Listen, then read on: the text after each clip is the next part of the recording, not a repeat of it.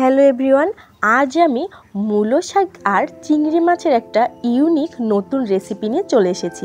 অনেকেই তো মূলো শাক মানে প্রথমেই ভাবে মূলো শাক ভাজি। মূলো শাক ভাজি সবাই জানে, কিন্তু মূলো শাকের যে নতুন দুর্দান্ত রেসিপি হয় সেটা অনেকেই আগে জানে না। তাই আমি আজ আপনাদের জন্য এনেছি এমন একটি রেসিপি যেটা খেতে বসলে আপনারা ভাববেন গরম ভাতের সাথে মাছ মাংসের কিছুই দরকার নেই। বাই দ্য ওয়ে, এসবি স্যাটিসফাইড লাইফ থেকে আমি বৃষ্টি বলছি এবং আপনাদের দেখাবো ধাপে ধাপে কিভাবে বানাতে হয় এই অসাধারণ মূলো শাকের চিংড়ি পিঠালি। এই রেসিপিটার নাম হচ্ছে পিঠালি। আমরা আঞ্চলিক ভাষায় এটা মূলো শাকের পিঠালি বলি, তবে অনেক জায়গায় অনেক নামে পরিচিত থাকতে পারে বন্ধুরা। তবে মূলো শাক ভাজিটাই বেশি মানুষ জানে, পিঠালি অনেকেই কিন্তু জানে না।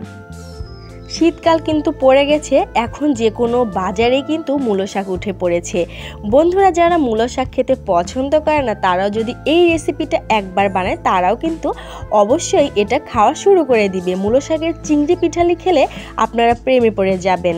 আর ভাবো তো, এই মূলো শাকে থাকে যে এত ভিটামিন, এত পুষ্টিগুণ, সেটা জানলে তো সবাই খেতে চাইবে। বন্ধুরা দেখো, আমি মূলো শাক একদম ছোট ছোট করে কুচি কুচি করে কেটে নিয়েছি। একটা জিনিস মাথায় রাখবে, এই মূলো শাকের নতুন রেসিপিটা পিঠালি বানানোর জন্য এই মূলো শাকটা কিন্তু যত বেশি কুচি করে কাটতে পারবে তত বেশি কিন্তু মজা লাগে। আমি ভালো করে কেটে তারপরে কিন্তু 3 থেকে 4 বার পরিষ্কার করে ধুয়ে নিয়েছি। তোমরা শাকটা অবশ্যই 3 থেকে 4 বার ভালো করে ধুয়ে নিবে। আমি এই মূলো শাকের পিঠালি বানানোর জন্য এখানে দেশি ছোট সাইজের চিংড়ি নিয়ে নিয়েছি। পরিষ্কার করে ধুয়ে নিয়েছি চিংড়িগুলো। তোমরা চিংড়ির পরিবর্তে শুটকি দিয়েও কিন্তু এই মূলো শাকের পিঠালি বানাতে পারো। এই মূলো শাকে রয়েছে ভিটামিন এ, সি এবং আয়রন সমৃদ্ধ, যা শরীরের রোগ প্রতিরোধ ক্ষমতা বাড়ায়, হজমে সহায়ক, ফাইবারযুক্ত হয়, পাকস্থলীর জন্য ভালো, খাবার হজমে খুবই সহজ হয়। মূলো শাকের এই পিঠালি বানানোর জন্য উপকরণগুলো জাস্ট একবার দেখে নাও বন্ধুরা। এখানে আমি মরিচ কুচি করে নিয়েছি পেঁয়াজ কুচি করে, আর এই দুই পাশে যেটা দেখছো এটা হচ্ছে পেঁয়াজ বাটা, আর এক পাশে হচ্ছে সাদাটা হচ্ছে রসুন বাটা, আর এখানে নিয়েছি আস্ত জিরে লাগবে, আর এখানে তেজপাতা, দারুচিনি, 2টা এলাচ আর 2টা শুকনো মরিচ আমি এখানে ছিঁড়ে নিয়েছি। আর কাঁচা মরিচটা এখানে বেশি ব্যবহার করার চেষ্টা করবে, যাতে শাকের যে একটা সুন্দর সবুজ কালার সেটা যেন ঠিক থাকে। এখানে মরিচের গুঁড়া বেশি ব্যবহার করা যাবে না, করলেও অল্প একটু করবে। তবে দেখো, আমি কাঁচা মরিচটা কিন্তু বেশি কেটে নিয়েছি। তো মশলা এতটুকুই জাস্ট পারফেক্ট এই রান্নাটার জন্য। তো সরাসরি আমি এখন চুলায় চলে গেলাম। বন্ধুরা, আমি এখানে পরিমাণ মতো তেল নিয়ে নিচ্ছি। তেলটা একটু গরম করে নেব। তেল গরম হয়ে আসতেই আমি কেটে রাখা পেঁয়াজ কুচি দিয়ে দিলাম। ভালো করে নেড়ে চেড়ে নিব। একদম সহজভাবে দেখাচ্ছি বন্ধুরা, স্কিপ করো না। স্কিপ করলে অনেক কিছু কিন্তু মিস হয়ে যাবে। দেখো, এখন আমি এই যে ভেঙে রাখা শুকনো মরিচ মানে কুচি করে রেখেছিলাম আর তেজপাতা দিয়ে দিলাম।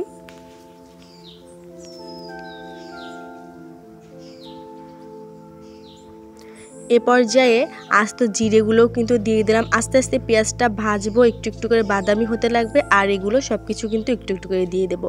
এ পর্যায়ে কেটে রাখা মরিচ কুচি, তারপরে পেঁয়াজ বাটা, রসুন বাটা সবই কিন্তু দিয়ে দিলাম। যেই বাদামি হয়ে আসবে অমনি দিতে হবে, বেশি পেঁয়াজ পুরানো যাবে না, পুরালে তরকারিটা ভালো লাগবে না। দেখো বন্ধুরা, এ পর্যায়ে একটুখানি জিরের গুঁড়ো দিলাম, এটা স্কিপ করতে পারো, চাইলে দিতে পারো, থাকলে না দিও। অল্প একটু হলুদের গুঁড়ো দিলাম, পরিমাণ মতো লবণ দিলাম, দিয়ে ভালো করে নেড়ে চেড়ে নিব। দেখো, ভালো করে মশলাটা কষানো হয়ে গেছে। এ পর্যায়ে আমি এই যে কেটে ধুয়ে রাখা মূলো শাকগুলো দিয়ে দিলাম। আর বন্ধুরা, উপর দিয়ে একটু একটু আবছা যে ধোয়ার মতো লাগছে, এটাকে অ্যাভয়েড করো, কারণ আমি মাটির চুলায় রান্না করছি, এই জন্য হয়তো ক্যামেরাতে ওই ছোট ছোট ধোঁয়াগুলো মানে দেখা যাচ্ছে। গ্রামে আছি তাই মাটির চুলাই রান্না করছি। ভালো করে নেড়ে চেড়ে নিব। এ পর্যায়ে কিন্তু আমি চিংড়িগুলো দিব। দেখো, আমি চিংড়িগুলো দিয়ে দিলাম, দিয়ে আবার ভালো করে নেড়ে চেড়ে নিব। আর আমি যে এই যে এলাচ রেখেছিলাম সেটা কিন্তু তেলের মধ্যে দেইনি, ওটা বেটে তারপরে আমি এখন ব্যবহার করব। দেখো মাটির চুলায় রান্না করছি। দেখো বন্ধুরা আমি এই শাকের মধ্যে এখন ব্যবহার করেছি সেটা হচ্ছে ময়দা বা চালের গুঁড়ো, যে কোনো একটা কিন্তু দিলেই হবে। ময়দা বা চালের গুঁড়ি অল্প একটু পানি দিয়ে গুলিয়ে তারপর কিন্তু এই শাকের মধ্যে দিতে হবে। দেখো এই যে একটু হচ্ছে আমি দিয়েছি এখানে চালের গুঁড়ি ছিল আমার কাছে, তাই ময়দা হলেও হবে, যে কোনো একটা দিলেই কিন্তু এই হচ্ছে পিঠালিটা হয়ে যাবে। দেখো আমি দেখাচ্ছি কিভাবে, জাস্ট এভাবে একটু পানি দিয়ে গুলিয়ে নিবে।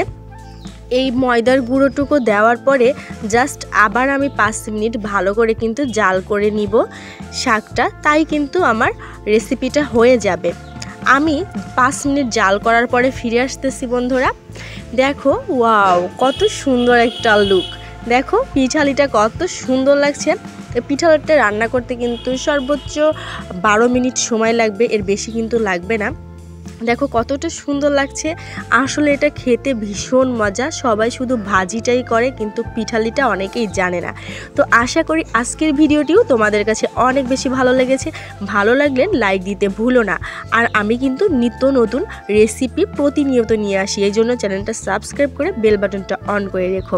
আর একটা কমেন্ট করে তোমাদের মূল্যবান মতামত জানিও। অনেক বেশি ভালো লাগলে বন্ধু বান্ধবদের সাথে শেয়ার করে দিও, যাতে তারাও এই শীতের মধ্যে মজাদার একটা রেসিপি বানাতে পারে। আল্লাহ হাফেজ।